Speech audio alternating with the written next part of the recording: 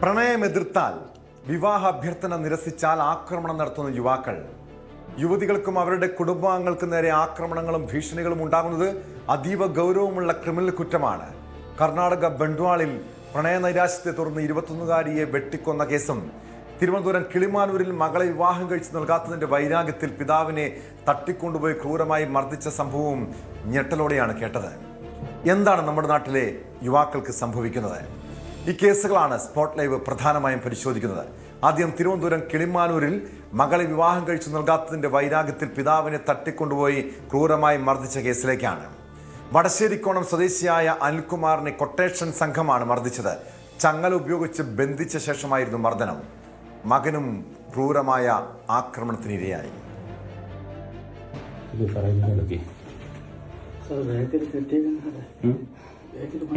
അവന്റെ മുഖത്തോട്ട് മറിച്ചതാ.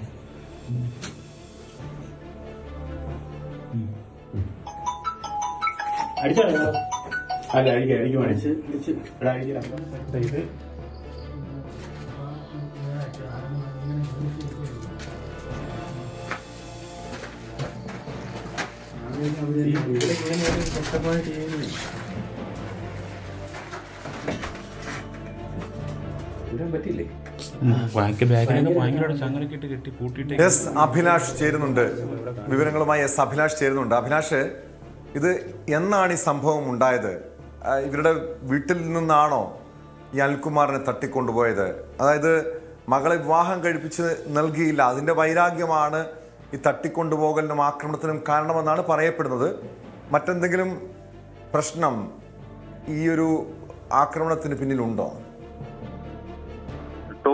2 വർഷങ്ങൾക്ക് മുമ്പ് നടന്ന ഒരു വിവാഹാലോചന, അതിന്റെ ഒരു പരിസമാപ്തിയാണ് കഴിഞ്ഞ ദിവസം നാടകീയമായ തട്ടിക്കൊണ്ടുപോകലും അതിനെ തുടർന്നുള്ള ക്രൂരമായ മർദ്ദനത്തിലും അവസാനിച്ചത്. ഇന്നലെ രാവിലെ 10 മണിയോടുകൂടിയാണ് ഈ സംഭവത്തിന് തുടക്കമാകുന്നത്. 2 വർഷങ്ങൾക്ക് മുമ്പ് ഈ സുധീഷ് എന്ന വ്യക്തി അനിൽകുമാറിന്റെ മകളെ വിവാഹാലോചന നടത്തിയിരുന്നു. എന്നാൽ സാധാരണഗതിയിൽ എന്ന പോലെ തന്നെ വിവാഹാലോചനയെ തുടർന്ന് പെൺകുട്ടിയുടെ ബന്ധുക്കൾ വരനെക്കുറിച്ച് അന്വേഷണം നടത്തി. അപ്പോൾ തീർച്ചയായും ആ ഭാഗത്ത് നിന്ന് ആ പെൺകുട്ടി ആൺകുട്ടിയുടെ ഭാഗത്ത് ഒരു ഗുരുതരമായ പ്രശ്നങ്ങൾ ഉള്ളതായി കണ്ടെത്തുകയും വിവാഹത്തിൽ നിന്ന് പിന്മാറുകയും ചെയ്തു. ഇതിലുള്ള വൈരാഗ്യമാണ് ഇത്തരത്തിൽ ക്രൂരമായ ഒരു മർദ്ദനത്തിൽ കലാശിച്ചത്. അതിക്രൂരം എന്ന് തന്നെ പറയാം. കാരണം ഏകദേശം ഒരു പകൽ മുഴുവൻ ഒരു വീടിനുള്ളിൽ, ആളില്ലാത്ത വീടിനുള്ളിൽ പൂട്ടിയിട്ട് ചങ്ങലയ്ക്ക് ബന്ധിച്ച ശേഷമായിരുന്നു ഈ മർദ്ദനം എന്നുള്ളത്.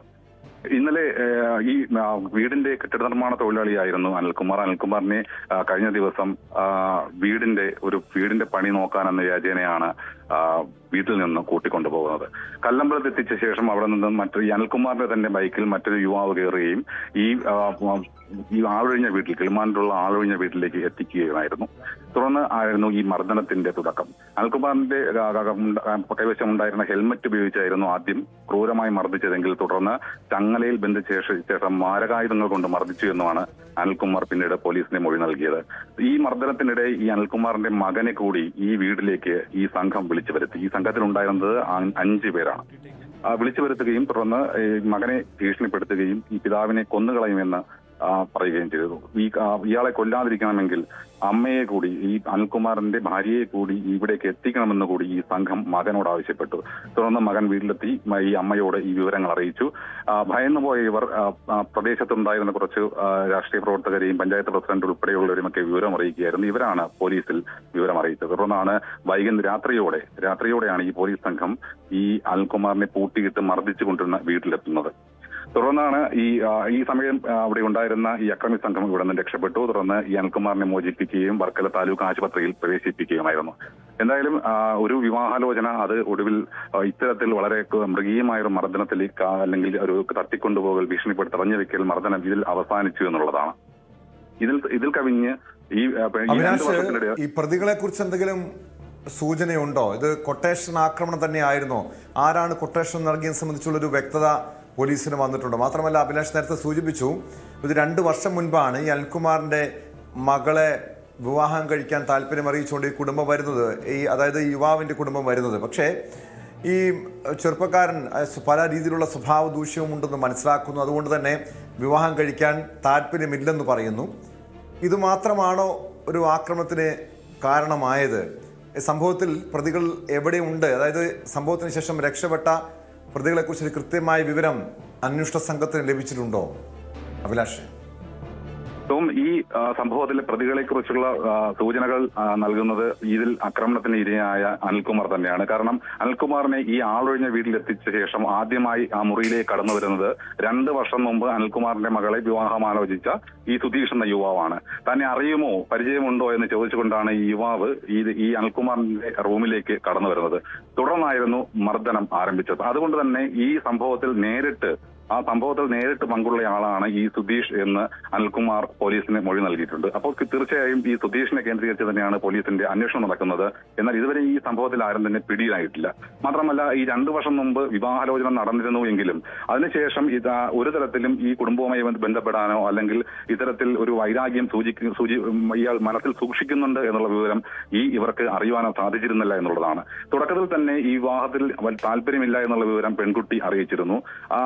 ശേഷം ഈ ബന്ധുക്കളുടെ അന്വേഷണത്തിലും ഈ ആൾക്ക് സ്വഭാവ ദൂഷ്യങ്ങളുണ്ട് എന്നുള്ള കാര്യവും മനസ്സിലാക്കി. തുടർന്ന് തന്നെയാണ് സാധാരണഗതിയിൽ ഒരു കുടുംബത്തിൽ സംഭവിക്കുന്നത് പോലെ അവർ വിവാഹത്തിൽ നിന്ന് പിന്മാറുകയായിരുന്നു. അല്ലാതെ മറ്റു രീതിയിലുള്ള പ്രകോപനവും ഒരു ഭാഗത്തു നിന്ന് ഉണ്ടായിട്ടില്ല എന്നുള്ളതാണ് അനിൽകുമാറും കുടുംബവും പറയുന്നത്.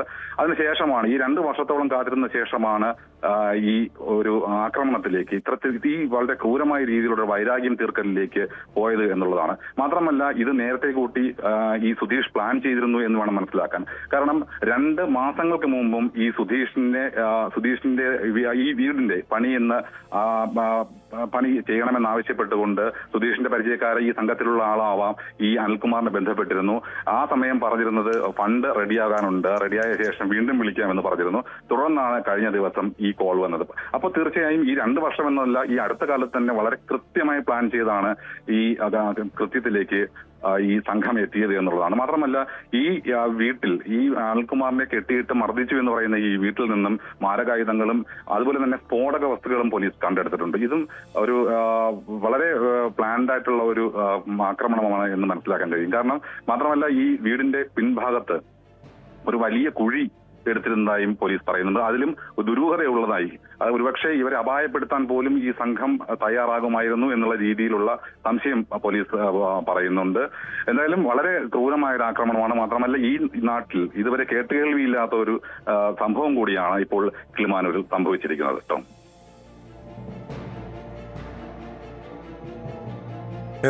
വ്യക്തമാണ്. അഭിലാഷാണ് വിവരങ്ങൾ നൽകിയത്. എന്തായാലും കിളിമാനൂരിലേറെ ദൗർഭാഗ്യമായിട്ട് സംഭവമാണ് ഉണ്ടാകുന്നത്. 2 വർഷം മുൻപ് ഒരു യുവതിയെ വിവാഹം കഴിക്കാൻ താല്പര്യം അറിയിച്ച് ഒരു കുടുംബം ചെല്ലുന്നു. അന്ന് ഈ യുവാവിൻ്റെ സ്വഭാവ ദൂഷ്യം കാരണം വിവാഹം കഴിപ്പിക്കാൻ താല്പര്യമില്ല, മകളെ വിവാഹം കഴിപ്പിച്ച് നൽകാൻ താല്പര്യമില്ല എന്ന് കുടുംബം അറിയിക്കുന്നു. അതിൻ്റെ വൈരാഗ്യത്തിൽ കൊട്ടേഷൻ നൽകുകയായിരുന്നു. കൊട്ടേഷൻ ആക്രമണത്തിലാണ് യുവതിയുടെ അച്ഛനും സഹോദരനും ക്രൂരമായ ആക്രമണമുണ്ടായത്. കൂടുതൽ വാർത്തകൾക്ക് news 18 Keralam YouTube channel subscribe ചെയ്യുക.